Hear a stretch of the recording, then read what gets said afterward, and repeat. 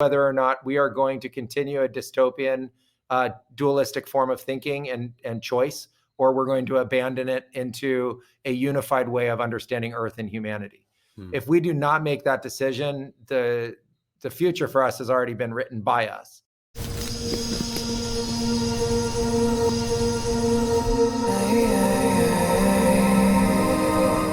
What do you see in the future, and how do you see this medicine work implicated in that future? Well, I think the future is already here. So, you know, the future comes from our imagination, and we imagine these amazing technologies, and we create them out of what's available to us. So I see that there's going to be a convergence. There's going to be synthetic biology connected to nanotechnology, connected to artificial intelligence, connected to total robotics, self-creating robots, complete lights out manufacturing, and ultimately fully autonomous computerized systems that make human individual intelligence, remote or no longer even purposeful in a way. And we have the ability to outcreate ourselves, and we also have the ability to extinct ourselves, but we don't have the ability to extinct life, and we don't have the ability to destroy the Earth. Those are just false concepts. The Earth made us. The Earth can destroy us. We can't destroy the Earth. We can evolve the Earth. We can modify the Earth. We can do lots of things to the Earth, but that's still the Earth. It's sort of a self-fulfilling prophecy that no matter how the Earth changes, that's the Earth's change, not just the humans' change. And so I think the big concern in the dystopian side of it is that we can change the Earth so fast now that we can change the evolutionary bubble beyond our ability to evolve with it. Like, we evolved as a species over a very long period of time, really over millions of years, to ultimately be the shape we are and what we are today. And we can only live within a certain, temperature range, and we can only live within a certain oxygen range, and beyond that, and pressure range, and beyond that, we're dead. And so that is an unbelievably finite container to represent the nature of our life. And we have not found a way to extend that container literally at all. We've only found a way to be able to extend life. And so considering those limitations on us and what we're doing currently in this sort of what I think of as like uncontrolled, ever creating of innovation on innovation and competition to kind of push this thing forward, we're not taking enough time to understand the implications of our own creations. And so that will ultimately happen at some point. I think around the idea of food source and food scarcity, that's basically a question around method. And method will change and be forced into innovation, just like you've talked about COVID. So I know lots of people that have thought about lots of different kinds of renewable permaculture-based food scalability. And so that's there.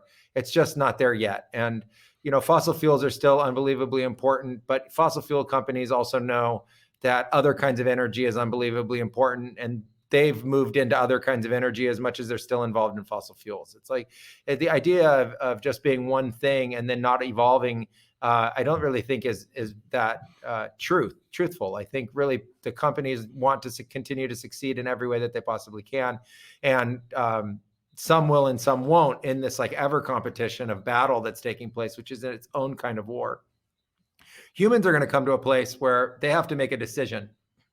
And that decision is going to be the decision that is going to define then the rest of the future for humanity. And I have no idea into the future how close we are to that decision, but it is coming. It could be in our generation, or it could be in 5 generations. It's unknown, but it's coming very, very soon. And that is whether or not we are going to continue a dystopian, dualistic form of thinking and choice, or we're going to abandon it into a unified way of understanding Earth and humanity. If we do not make that decision, the future for us has already been written by us.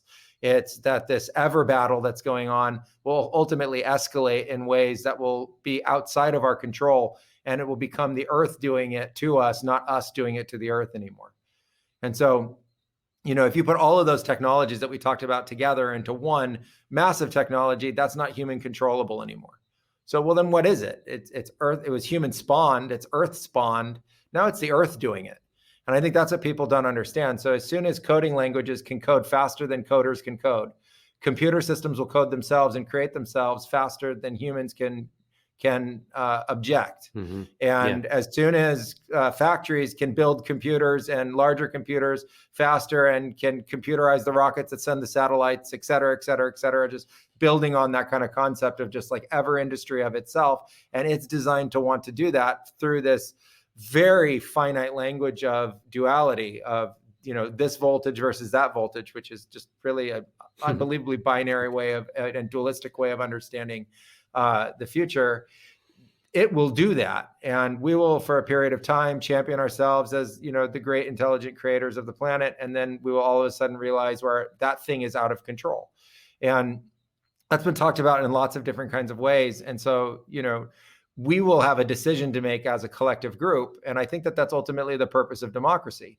And that democracy is still alive and present, even though people might not be paying as much attention to it as they are to the hoopla around democracy. Right. But ultimately, I think democracy comes down to choice, and that choice has been given to the people pretty much unilaterally throughout the earth. And there will become a choice that will be made at some point about that. And I don't think it's your choice or my choice or any one of the listeners' choices. It's the choice. And I think it'll be, a huge evolutionary step for humanity at that point. Or we will choose what will be our ultimate destruction. And then I don't really, while I care personally about humanity, I like to think of, 300 million generations, 500 million generations. I like to think of humans being around for 10 billion, 20 billion years. Mm-hmm. If the universe has just been around for 13, 14 billion years, it would be really cool if humans could be around for another 13 billion years, But the reality is that humans have been around for maybe 500,000, maybe a million years, maybe a little bit longer than that we'll find in the archaeological history. And most species have gone extinct of Earth. And I think that's kind of hard to take in and fully understand, but we have to accept our own mortality. And we have to accept the fact that most species have been part of Earth, and that that's part of what evolution is. Mm-hmm. I think what's super unique about our species is that Earth has put into our hands the ability to make the decision for the Earth, whether or not we will continue or we won't continue. And I don't think any species has had that level of say in the continuance of a species ever in history. And so I think that that is really a historic moment for us. And at the current level of philosophy, like I say, the decision's already been made. It's been made in a state of chaos and individualization and ego and identity. And then you ask, well, what does plant medicine play in that? Well, that's where the plants start to get involved and start to put really interesting ideas in people's heads. Start to really, really change the nature of how people think. And people have been eating plants forever. We are plant. We are made of plants as well as made of lots of other aspects of Earth. These plants are talking to us and communicating with us. And lots of people are now realizing that that is a scientific phenomenon, not just a mystical or religious phenomenon, to be having revelations coming from other sources of plants through this bridge of human consciousness and plant consciousness. And that it is, like you say, a vast, acceptance that's taking place kind of on an almost global scale now, that there is something more going on to life itself, and that the plants have something to do with that and are part of that, whether it's in psychotherapy and psychiatry, or whether it's in shamanism and plant medicine ceremonies, or whether it's in the New Age, or whether it's part of science. It doesn't matter. It has found its way into like literally every single aspect of where we are forging ahead and creating discovery.